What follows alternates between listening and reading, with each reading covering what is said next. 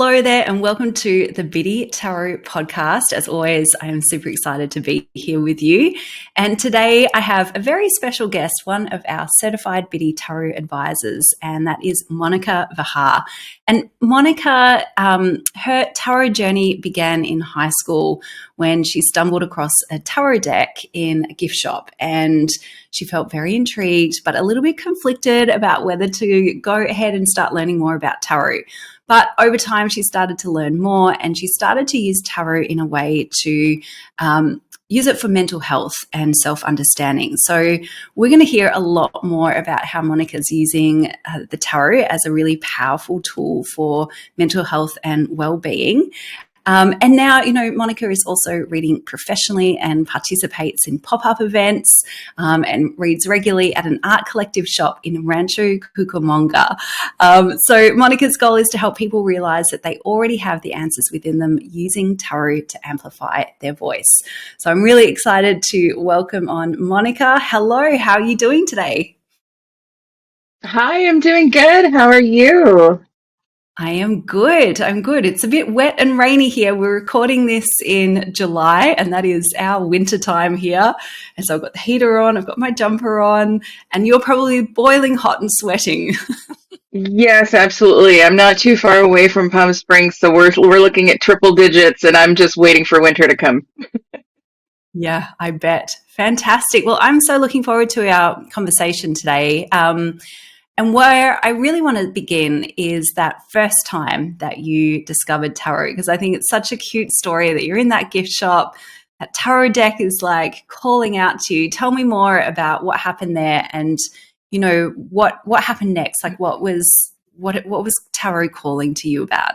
I I I had not even heard about tarot. Tarot was an absolutely new, unknown thing. I was coming from a religious background, so I was a Catholic. So anything like that was I'm supposed to look the other way and just run out of the store. But I was with some friends and we were just hanging out, and I wasn't anticipating buying anything.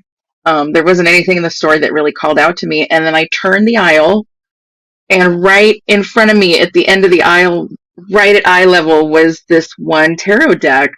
And it was the Lord of the Rings themed tarot deck, which I hadn't even read the books, but um, I walked right up to it. Everything kind of quieted down. I walked right up to it, grabbed it, and bought it right on the spot without knowing anything about it. And my life, I think, changed ever since then.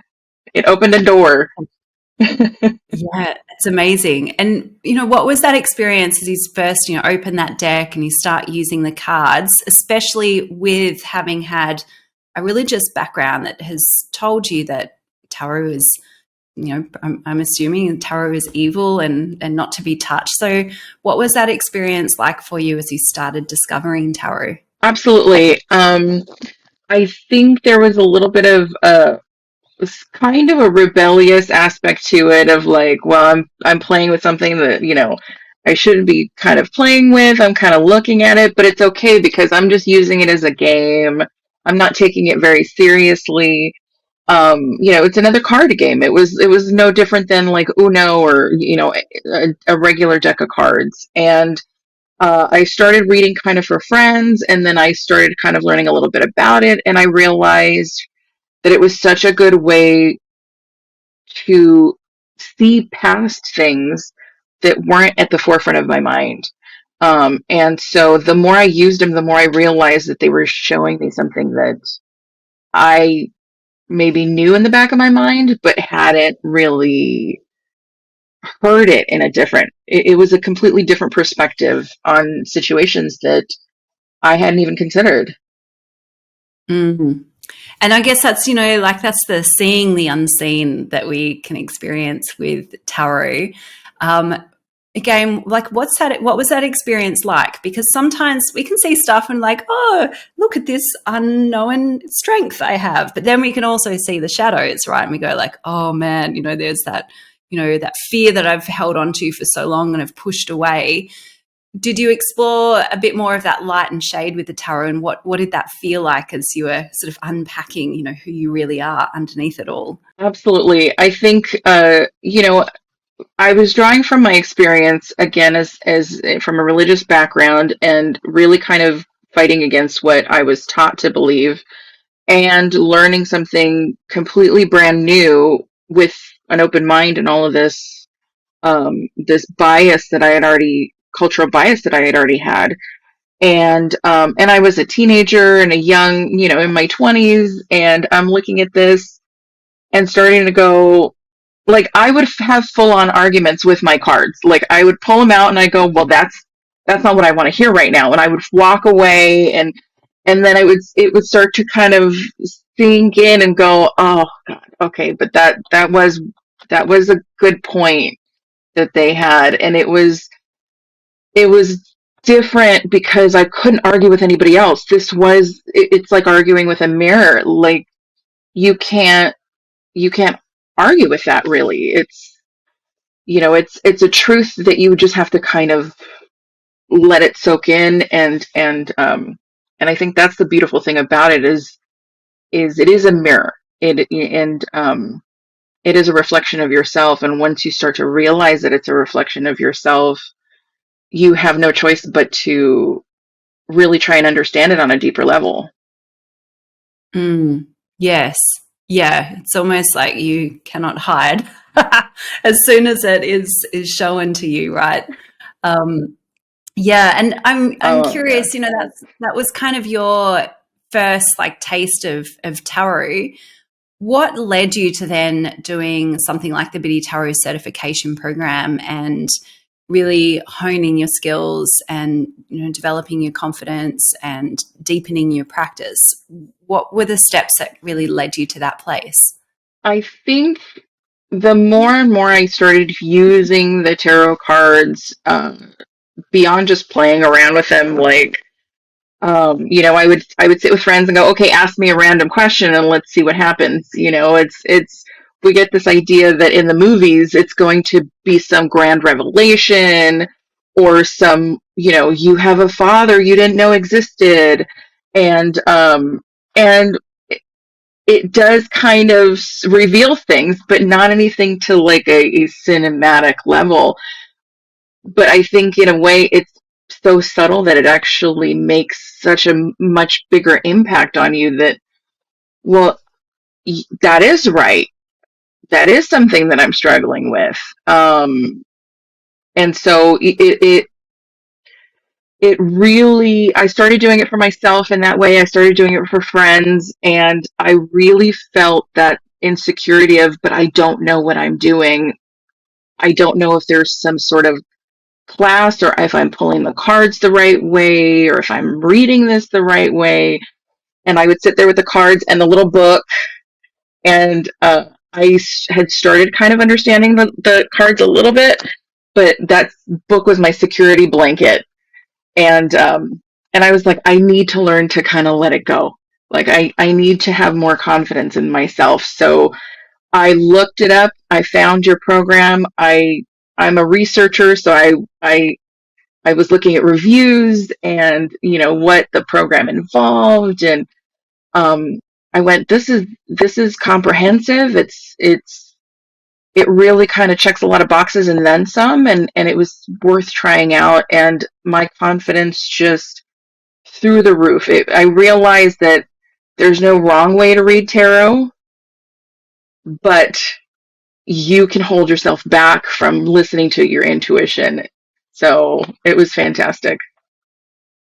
Yeah, beautiful. I love hearing that. And so it sounds like it was something that also opened that door to another layer of your intuition. Like you've already started to experience it just by playing with the cards on your own, but then the program was unlocking something very deep and profound for you. What was the point where you realized that you could be ready to start offering paid readings? I I didn't think I would be, and even while I was in the program, I was actually going through confirmation for my religion, and I realized that I didn't even really need the cards at one point. Like I had started tuning that volume up on my intuition. And it was hard to kind of deny it. After a while, it was just coming, on a daily basis when I was making breakfast. There was, feelings and intuition happening. And I went with a group of friends to Calico, a little ghost town uh, in San Bernardino County, and my friend said, they have a Halloween event. You should sign up. And I jokingly emailed them, going, they're not gonna take me. Like, who? This is not even something that I think I can do. And they said yes. And then I was completely terrified. Um, but I had the best time, and everybody was just phenomenal. And I just needed to do more. The way that I connected with people, the relief, the change in their energy, um, like I just needed to do that more. Yeah, what a wonderful way just to put yourself out there. And I bet when you got the acceptance letter, you were just going like, "Oh crap, what, what have I done?" Like, good on you for having the courage to follow through. It's very similar to, for myself. Like in my early days, I signed up to do like a 4-day mind, body, spirit festival that had like literally tens of thousands of people at. And I didn't know what I was doing, but I did it anyway. And, similar to you, just getting to the end of that and going, wow, I can actually do it, and feeling alive and energized and ready for more. So what was the next step? Like once you'd done that event and you're like, I can actually do it. Where did your mind start going in terms of next steps? Well, there was a lot of, I think there was a lot of shock and disbelief at first, and my friend came with me because it really was jumping into the deep end. I think I did about 100, 200 people a weekend, and of a 2 weekend event. Um, when I had just kind of done a sporadic little readings here and there. So yeah, I dove into the deep end it took a second for everything to sink in, and then you felt so good. You felt like, this seems so right for me. So I had to talk to my husband and go, yeah, we had a bunch of plans. I'm just going to throw this little thing in the mix. And he was like, okay, so I'm going to have that wife. And we were like, yeah, absolutely. And then I talked to my friends about it, and my best friend is a mental health therapist, and she surprisingly was like, I think this is a great idea. It's hard for some people to get to that point where they realize that they do need a therapist, and kind of seeing the right tarot reader is the step towards that. And so I started a business, um, along the same lines of jump in and we'll learn it as we go. And then I started finding little pop-ups and little things, and made my website, and if it doesn't work, we'll adjust, and we're moving forward, which is scary but exciting. Yeah, awesome. You really just have to put one foot in front of the other and just see where it takes you. And like, what is your business look like now? Who are you reading for, and how, like, is this a full-time gig for you? Is it part-time? What does it look like?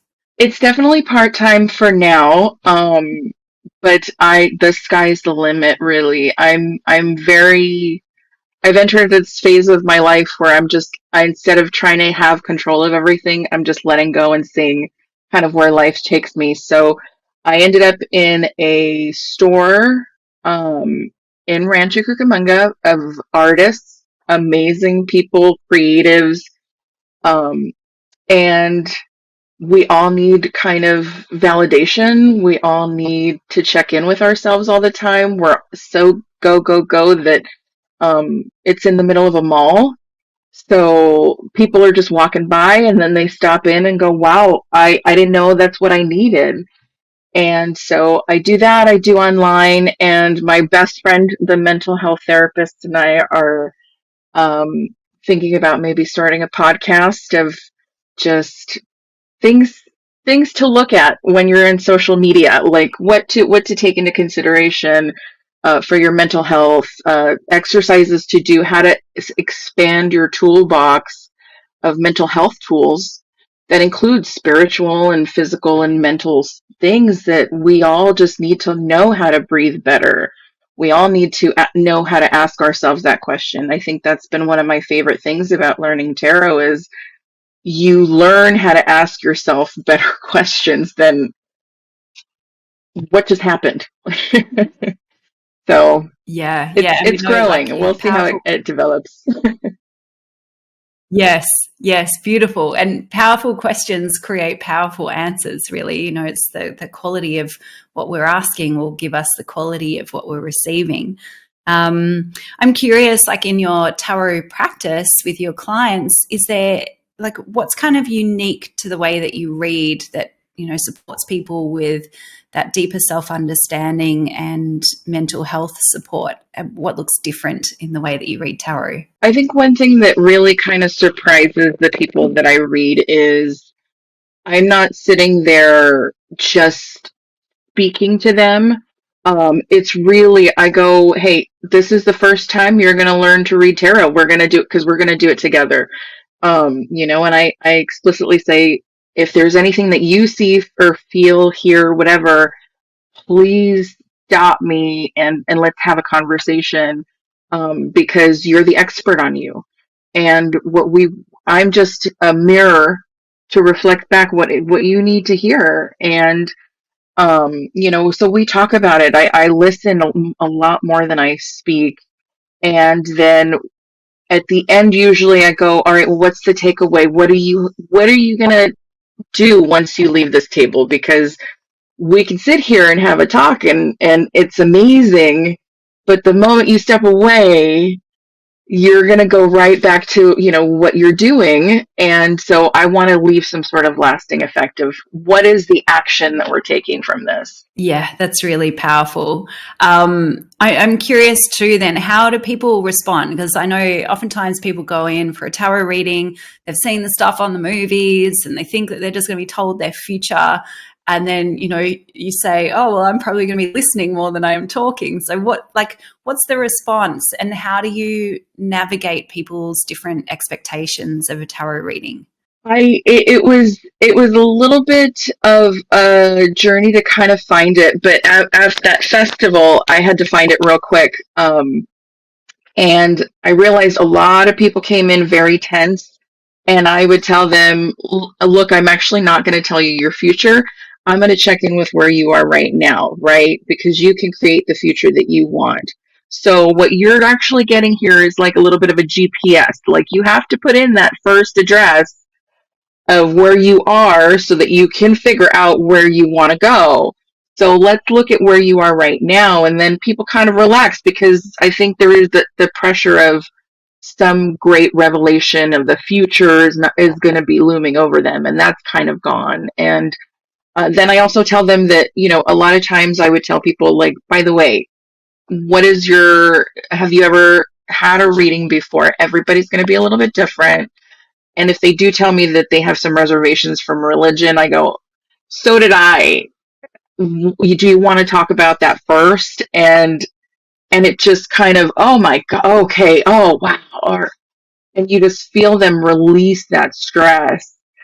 And so, I take my time, I explain everything that I can, I answer all the questions, and it's just the expectations and the anxiety just kind of melt away, which is fantastic.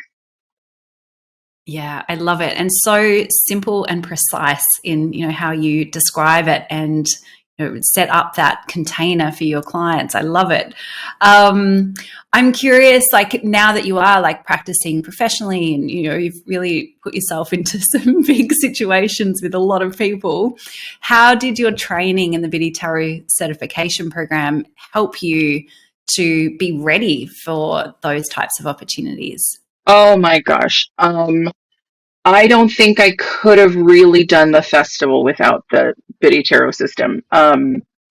I think that it was just such a flexible system that when I did have a difficult reading, when I was looking at the cards after the 40th person that day and felt like nothing was coming to me, I just kind of took a deep breath and was like, okay, I can look at this card these 8 ways. All right, let's tell the story. Like I found that I went back to one little thing of a lesson, and I didn't feel like I had to have everything perfectly memorized or the cards perfectly memorized, but there was a key takeaway from pretty much every lesson that I was like, okay, reversals.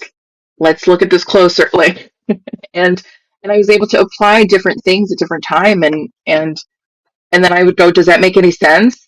And they would go, oh yeah, it does. And I'm like, oh, okay.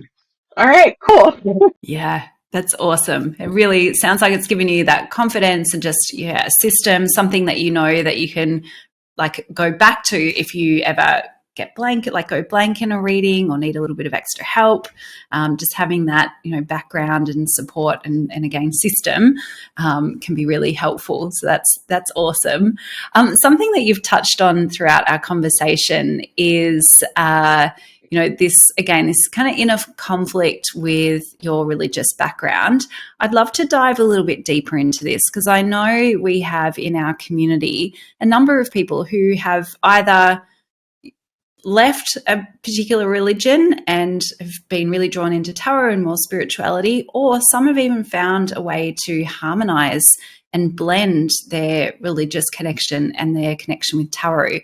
So I'd love for you to just speak into, you know, what has worked for you, how have you harmonized it for yourself, and any advice you'd give to others who might be in a similar position or, you know, that inner conflict. Yeah, absolutely. I think that for me, it was understanding that I have to be at peace with my beliefs.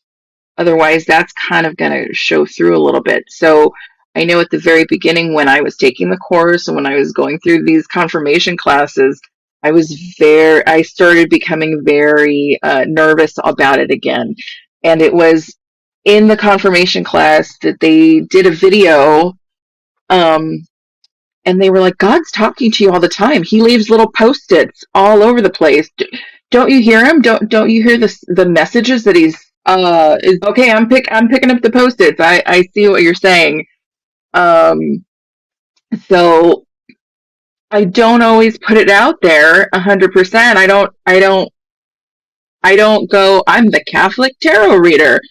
Um, because everybody's a little bit different. Everybody has their own recipe for their beliefs and their life. And so I always talk to the clients and see how they're feeling, what they're like, and see what they're comfortable with. And if then they show a little bit of trepidation, then I go, well, what are your concerns? I want to address your concerns before we do a reading. That way we can just focus on the message here. And if I do know it's somebody religious, then I get to lean into that a little bit and I get to go, well, God, this is what God wants you to understand. Like God needs for you to have a little more faith in yourself. Like he's trying to talk to you. And if it's not, if it's just, somebody else and I don't feel that, then the universe, whatever you want to call it, it's all the same thing. I was blessed to go to a high school where I studied a bunch of religions, and I go, it's whatever you want to call it, it's that same feeling, it's that same connection. There's a word in every language, every religion for what this is. I'm open to the questions. I'm open to hearing more about it. And there's no wrong answer.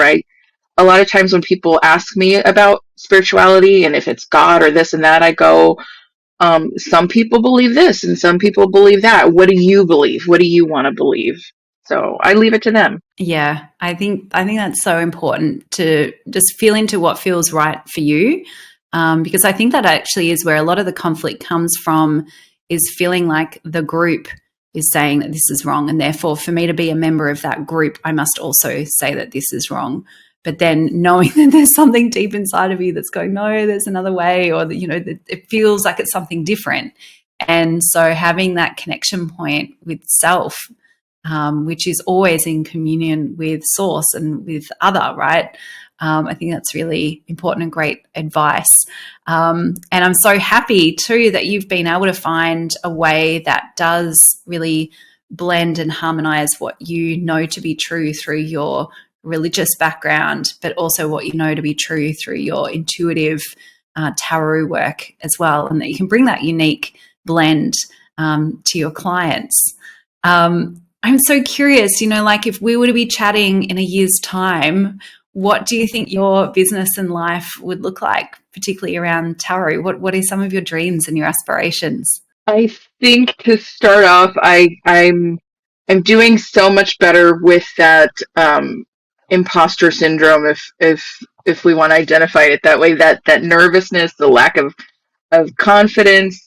I still find myself right before I go to an event or anything going, oh my gosh, what am I doing here? So I'm hoping that in a year from now, I'm sure it's always going to kind of be there. That the little bundle of nerves is always there a little bit. But maybe a little bit more confident, and, definitely having a little bit more of a vision of what my version of tarot is going to be and how I can help people more. I'm really excited about working with my best friend for a mental health, more of a mental health focus on that, and really seeing that it all goes to the same thing. It all goes to wellness and well-being, especially now in the world. We carry a lot that we don't realize we're carrying, and we just don't have as many tools as we used to deal with all that stress, and that stress really has an effect on everybody. So hopefully doing some coaching, some more toolbox, mental health toolbox things. Yeah, after that, we'll see where we go. Yeah, I love it. And I think there's so much potential, particularly like with partnering with your mental health bestie, because I think when you like merge different modalities and different expertise as well, it can create something really juicy. And using things like intuitive tools like tarot to support mental health is like exceptional. I think it's innovative. And I think it's highly needed because many of the tools that we're trying to use aren't really working anymore. And we've got to find something different, something deeper, something more meaningful to support us. So that's beautiful. And then, yeah, I just wanted to touch actually on imposter syndrome, because I know this can be really big for many people. And even, if you've done decades, it can still like come in at just random times. I think first, I really want to honor and acknowledge you, though, for like putting your feet in the fire. Like to me, that shows exceptional courage to do that, and the desire to really overcome any level of imposter syndrome that might be sitting there. What would be your advice to someone else, or even maybe an earlier version of you, if you're ever feeling a bit worried? Oh, am I ready for this? Can I really do it? What's your advice, having done these amazing, courageous things in your life? Well, I think a big lesson that I've learned is that the thoughts in your head aren't always right. There's more than one version of the truth, and I was carrying a lot of truths that didn't belong to me and that didn't really fit anymore.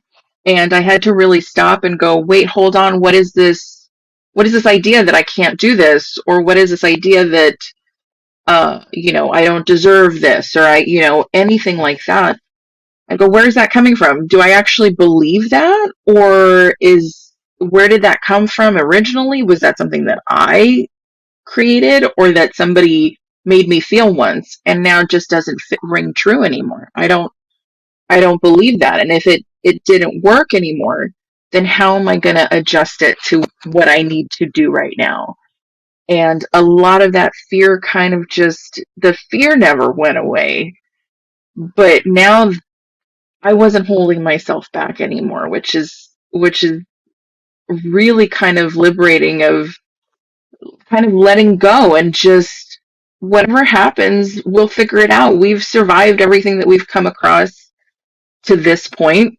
We'll figure out, how to survive the next jump and how to do the next thing. And you can stay here where it's safe, or you can really kind of see what amazing things can happen. I love it. Yes. And just embracing all parts of yourself, including the fear and the shadows, and instead of trying to push it away and resist it. I think that's really awesome advice. Just feel the fear and do it anyway, right? Beautiful. Well, I would love for you to share a little bit more about where people can find out about you and the readings that you're doing, especially like online, for our more global community, and also locally. Where can people find you? Locally, I am at a store called Dreamland in Rancho Cucamonga. I try to go there once or twice a month if I can, and I do random pop-ups. You can find all of that information on AmandeenIntuitiveLife.com, and Amandine is a reference to the Lord of the Rings, the first tarot deck that I got, so there's a little bit of a nerd secret there. But I am available through Amandine Intuitive Life, and if everything goes well, the universe will send me back to Calico for the Ghost Haunt Festival, and so I will be there hopefully for 2 weekends and with a little tent, and just excited to dress up and see everybody. Oh, awesome. It sounds like so much fun. Well, we'll make sure that we post the links to your website so that everyone can check out Monica. Please do. And if you're in the local area, go to the Halloween party. It sounds like a lot of fun. Monica, thank you so much for sharing more about your story today. And I really feel that, our listeners will be super inspired just by, again, like your courage, your ability to just step in and step up. Even when you might not feel ready, you did it anyway. And just, look at the doors that opened up for you. And I really admire too your desire to support people through mental health, and using tools like tarot to do so. So I'm so happy that, you took part in our Biddy Tarot certification program, and that we could really support you in this journey as well. And I'm excited to see, where all of this goes and what happens next. So thank you again, Monica. Really appreciate you and all of your stories for today. Thank you so much for having me and for starting the program and just having such a great community of people come together. It's fantastic. Oh, awesome. They are a good bunch. All right. Well, thank you so much. I hope you've enjoyed today's episode on the Biddy Tarot podcast, and I will see you all next time. Bye for now. Hey, if you loved this video, then make sure you check out this next video and subscribe to our YouTube channel. See you next time.